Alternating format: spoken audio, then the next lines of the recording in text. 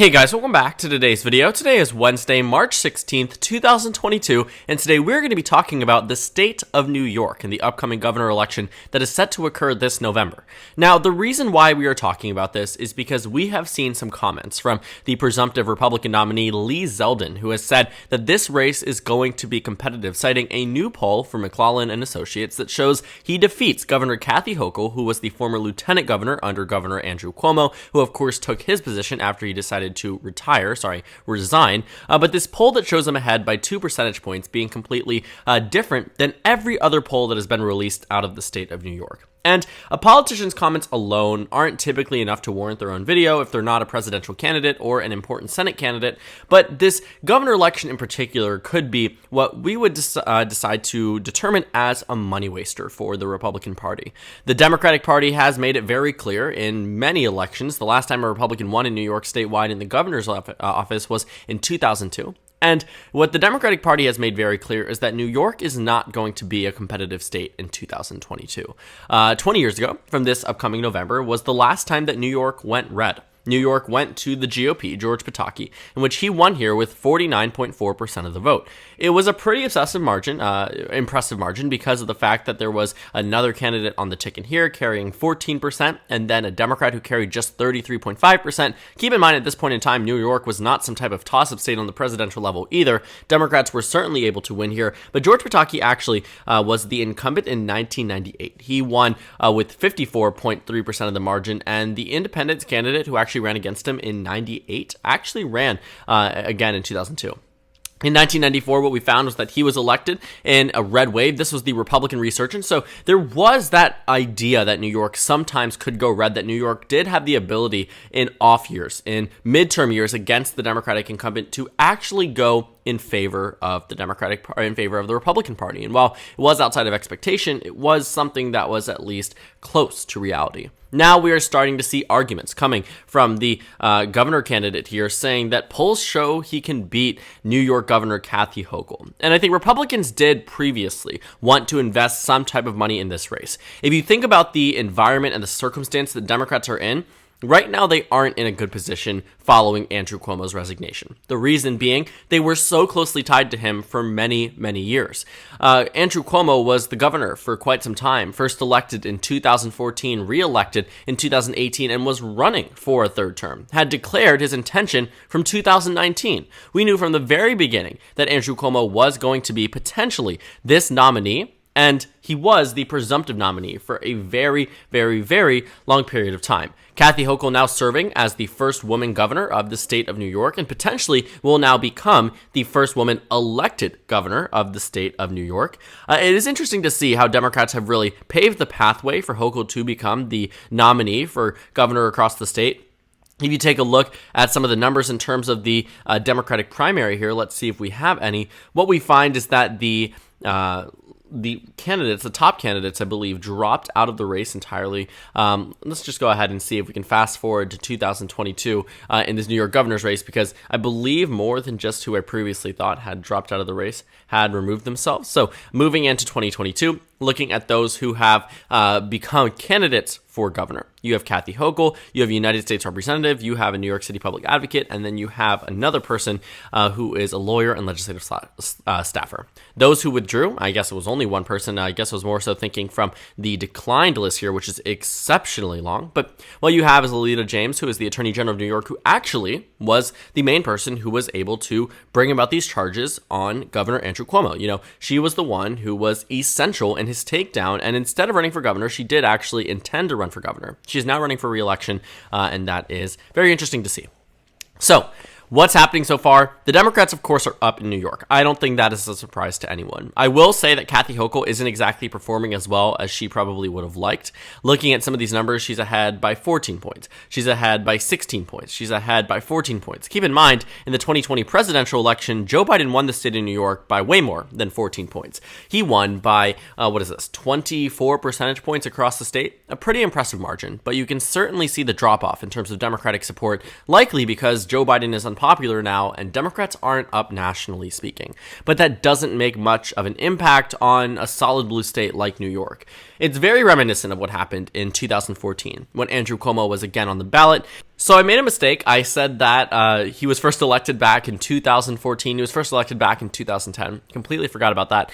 But, looking at our results here in terms of the polls and in terms of the 2014 results, I think we are going to find an election result for 2022 to be very similar to what we are seeing from 2014. And I don't say that because I think the national environment is exactly the same, just more so that a 14-point margin of victory matches up with what we see in many of these polls, rather than what we saw in 2018 when Democrats were up by an insanely large amount. 8.6% nationwide. What we find is that the New York governor polls are showing us a result that is not similar to 2018, but rather 2014. And if you look back at 2010, what you will find is that the governor election wasn't close or competitive at all. Keep in mind, this was coinciding with the election in which the Democratic Party lost 63 seats in the United States House of Representatives and nearly lost control of the Senate when they had a 60-40 majority at one point in time in 2009. It is just something to show that, a red wave year doesn't necessarily mean that safe states are going to become close. There, of course, are exceptions. For instance, neighboring Vermont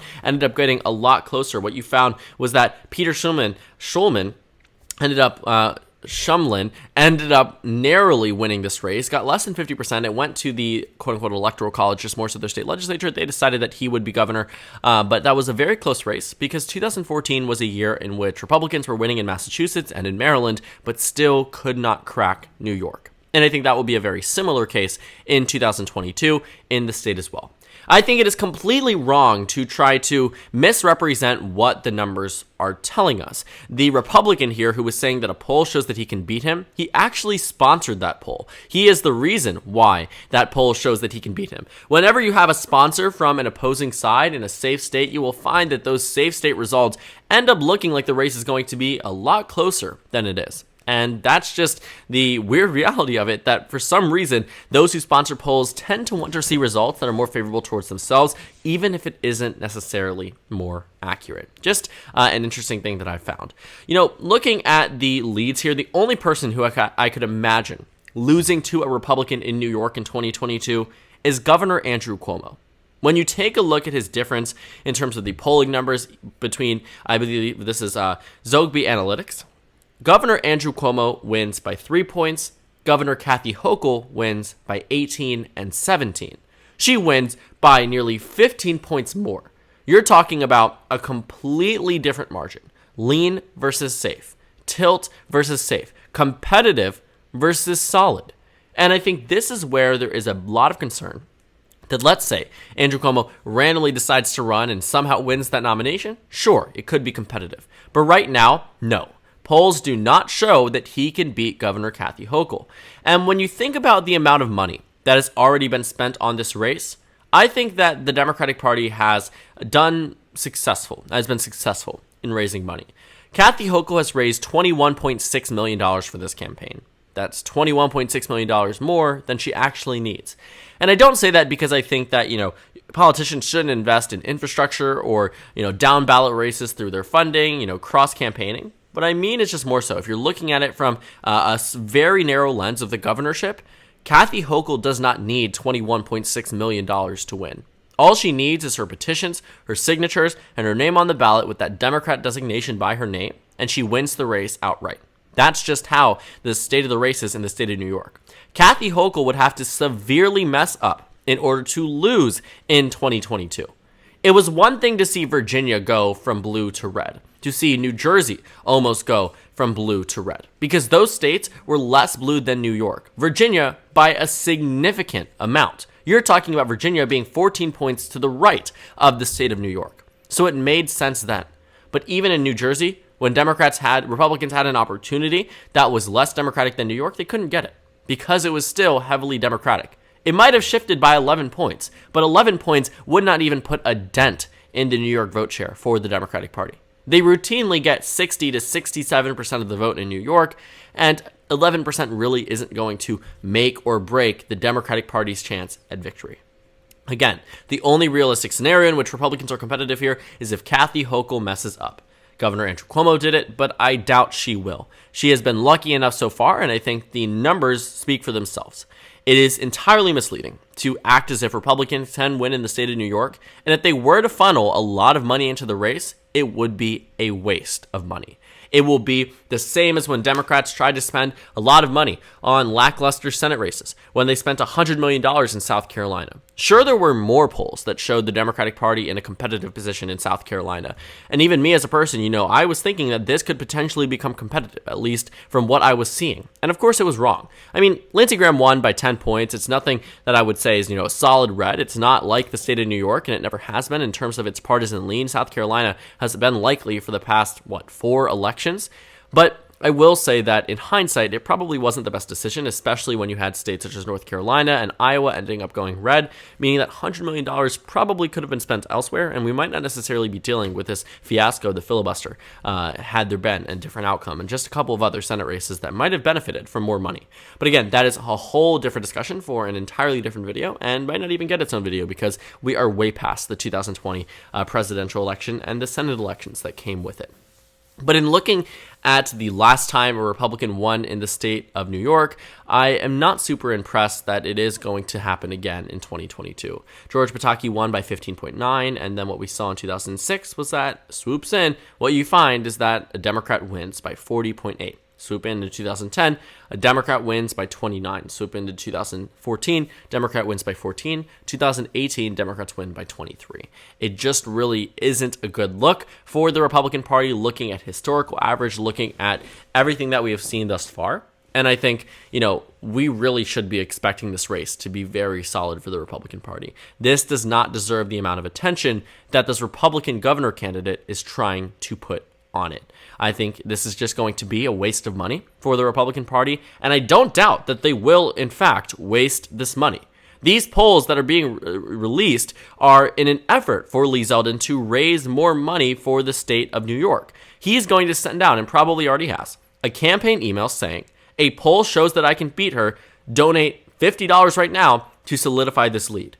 McLaughlin and Associates, not mentioning that he sponsored the poll, McLaughlin and Associates releases a poll today that shows the Democratic Party down in New York. That would be an amazing thing to hear as a Republican, that Democrats are losing in New York, right? When Republicans heard that Glenn Youngkin had won in Virginia, that was the first crack in the Democratic Party's long list of quote-unquote likely and solid states. Virginia was never meant to be competitive. It was a state that Biden had won by 10%. It just didn't make sense that Glenn Youngkin was able to win.